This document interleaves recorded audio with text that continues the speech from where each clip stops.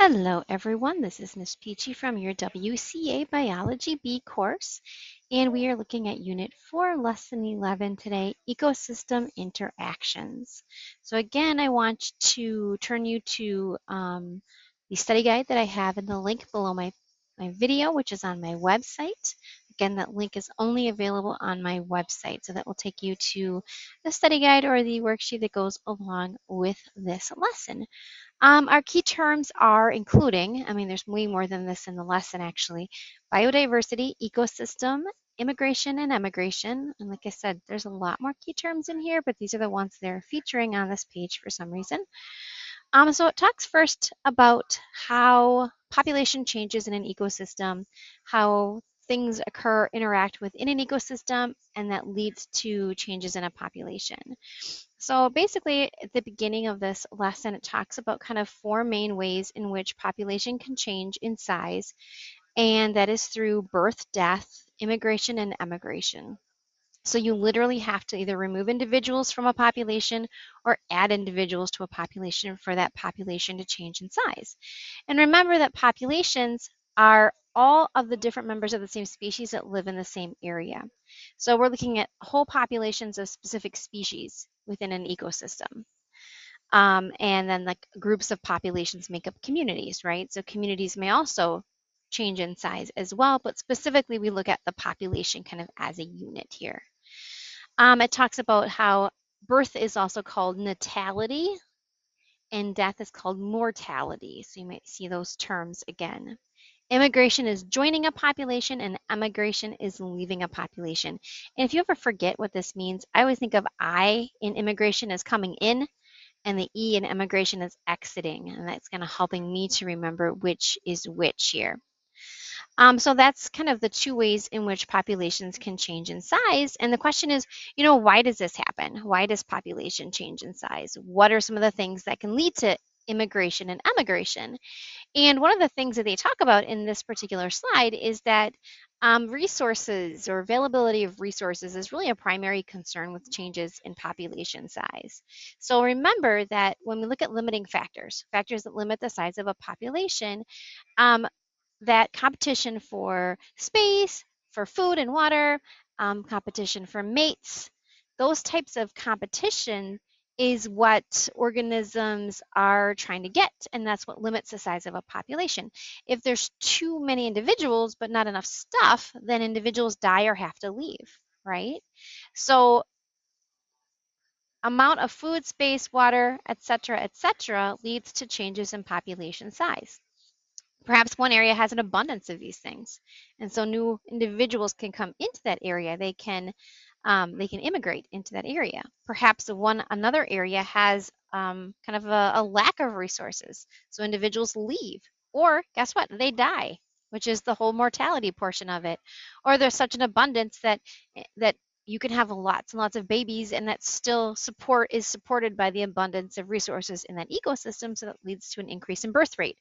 Natality increase. So again, resources. So scientists have created a mathematical model used to calculate and change the change in size of a population. So population change, the size is equal to, this thing comes off the screen, which I don't know why they couldn't have just made it smaller. It's not like it's such a ginormous thing you have to slide here, but equals natality minus mortality. So that's one figure that's in parentheses, plus immigration minus emigration. So the total number of individuals that are the net births, essentially. So you take births minus deaths, right? Sometimes this is a positive number if there's more organisms that are born than die. But if there's more that die than are born, this could be a negative number. And immigration minus emigration. And the same thing is true here. If more individuals come in than leave, then that's a positive number. If more leave than come in, that's a negative number. And if they're the same, then that's zero, right? It has no effect on population change. So explain what that kind of means. That's one of the questions on the study guide. The actual formula, I'm going to have to fix that on there because it's not completely represented over there, but it will be. So let's see here. So it gives you an example of, a situation and how this works, and it kind of goes through a formula with you. Again, so large and scrolly, completely unnecessary, but there it is. Wonder if it wouldn't be if Miss Peachy made her screen smaller, because I have a tendency to make things bigger because of my eyes. So yeah, I guess if I zoomed out on this, then you still have to scroll, but not as much. So, all right, I'm making it bigger. I like to be able to see comfortably. Okay. So you should be able to kind of determine or the change in size of a population using that formula. If the number ends up being positive, the population is getting bigger. If the number ends up being negative, the population is getting smaller. If the number ends up being 0, the population is staying stable. Okay. Then we talk about competition. I kind of already talked about competition. So we said that you have competition for resources. And so that's just one type of competition. We have two main types of competition. There's interspecific competition and there's intraspecific competition. Interspecific competition is competition between different species that want to occupy the same biological niche, right? So they have the same resource needs, and so they compete with each other. That's that competitive exclusion principle I talked about that the lessons has not gotten to yet, but it will. But they compete with each other to see which species is going to win out and actually get that space, get the food, get the resource, whatever. We see this a lot in multiple different areas, but the example they're giving here is plants, and I think it's very, very prevalent and very easy to see in plants, right? So you look at a forest floor, there's lots of different types of plants. They're all growing in the same area. They can't really move around because plants, once they're rooted, are kind of stuck where they are. And so there's competition for available water, for available nutrients from the soil, for sunlight, because they start to grow and then they all kind of block out the sunlight from each other. So not all of those species of plants are going to be able to survive, only some of them, depending on which is better suited or can be more competitive in that situation. Okay, here's that picture of that beautiful tropical forest, which doesn't exist here in Wisconsin, but you get the idea. We have the same thing in our temperate woodland or temperate deciduous or mixed forests here in Wisconsin as well. So those that have better adaptations that allow them to better kind of take advantage of those resources, they will survive. And we call these, and we'll talk a little bit about this later, we call this process natural selection. The species that's most fit to survive survives. And that just means that they have some characteristic that makes them a better competitor. Maybe their leaves are broader so that they're able to manage with less sunlight. Therefore, they're able to do photosynthesis a little bit more efficiently. So that characteristic, which we call an adaptation, makes them more fit to survive in this kind of shady forest floor.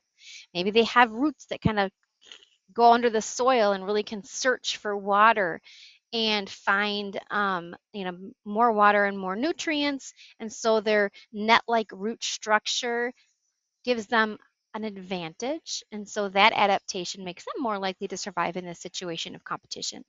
So you got to think about what features of this organism gives it a better edge to survive. And that's really what natural selection says. It says that characteristics that give an organism just a little bit of an edge, makes them better fit for that particular environment, actually improves their ability to survive in that environment. We have intraspecific competition as well. So this is competition within the same species. So generally, while this also drives evolution, by the way, however, it introduces changes, I guess, or it like favors specific features and characteristics of individuals, which then allows those characteristics to be passed on to the next generation. So for example, competition for a mate is a good example of intraspecific competition. Males many times in certain species will compete for mates of the same species, and they have to do something in order to improve their chances of being able to reproduce. Reproduction equals my genes get passed on to the next generation, right? If I don't get to reproduce, then my gene line goes dead, and any kind of inherited characteristics that I have do not get passed on to the next generation, and those characteristics die with me. So there's a drive to reproduce. So they give the example of birds and building specific nests, making really elaborate nest structures that are supposed to attract female birds, or doing a crazy little mating dance or something to attract a female bird. But these characteristics are used competitively within a certain species to try to lure the same female. And so that's intraspecific competition, competition within a species. Let's see. We also have predator-prey relationships that limit population size. Predators eat prey. So if there's a lot of predators, the population of the prey is going to go down, right? Because they are food in the bellies of the predators and there's less of them. However, when we reduce the population of predators, suddenly the prey don't have anything to eat. And so their population goes down too. Now there's fewer prey, or fewer predators, so the prey population can go back up again. It's actually a very classic graph that they didn't show you in this particular lesson, but I wanted to bring into it that looks like this. That's called the predator-prey kind of population graph. I don't know exactly what it's called, but it shows that the population of the predators affects the prey and vice versa, right? Generally, it starts off with a high prey population and a low or predator population. There's like a little, I should say there's just like a little lag time between where the peaks of these two populations are. So as we see, I'll kind of make my screen bigger here. I just zoom in. Yeah, okay. So as we see here, the peak, the predator peak, or the prey peak is just before the predator peak. So there's lots and lots of prey. So yummy. The predators have lots to eat, so there's lots of them. And then these numbers start to go down, and eventually, uh-oh, we don't have any food. Our numbers start to go down too. There's just a slight lag time between the drop of the predator that happens slightly after the drop of the prey. Okay. So they can affect each other. If, for example, something comes in and goes and kills more predators, then, maybe we don't like wolves, so we're going to kill them because I'm afraid those wolves are going to eat my cattle. Then all of a sudden, the prey population can skyrocket because the natural predators for those prey are gone, aka, some of the problem we have sometimes with too many white-tailed deer is because their natural predator has been, I wouldn't say it's not eradicated. We've reintroduced wolves into the state of Wisconsin, but for a long time it had been a big problem because the natural predator for deer were gone. And so we get an overabundance of prey, and they have a detrimental effect on the environment. We also have seasonal changes, seasonal environmental changes that affect population size.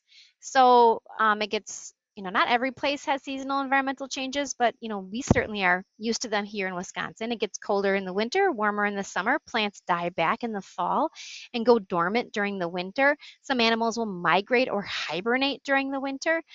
So it changes population sizes pretty dramatically. And then those populations rebound again in the warmer months. They introduce words later on. Let's see, we are on slide number 10. Kind of go along with those. Come back. Nope, I think it's slide. Oh yeah, it is. I'm sorry, it just didn't load. They introduced the terms hibernation and dormancy, hibernation in animals, dormancy in plants during colder months. And even they introduced a different term here, torpor, whereas it is a metabolic state that animals enter during hibernation that actually slows down their metabolic rate, lowers their body temperature and their heart rate and their breathing and their need for food, and allows them to hibernate. And then in times of extreme heat, we actually see estivation, which is kind of like the opposite here.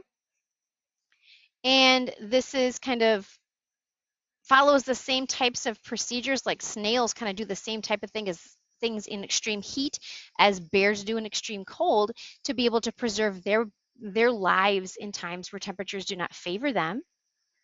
And then plants go through, a period of dormancy, as we mentioned earlier, in colder months. And then we also talk about something called dispersal in space. So when we have disturbances in populations, oftentimes these are due to human-made disturbances. Organisms that live within that population have to leave and find someplace else to go. And so the act of moving to a new area is called dispersal in space, and that also changes the size of a population. So that's pretty much the gist of what was covered in Unit 4, Lesson 11. Hopefully that made sense to you guys, and if you have any questions, let me know. That's it for this time, everyone. I will see you in the next lesson.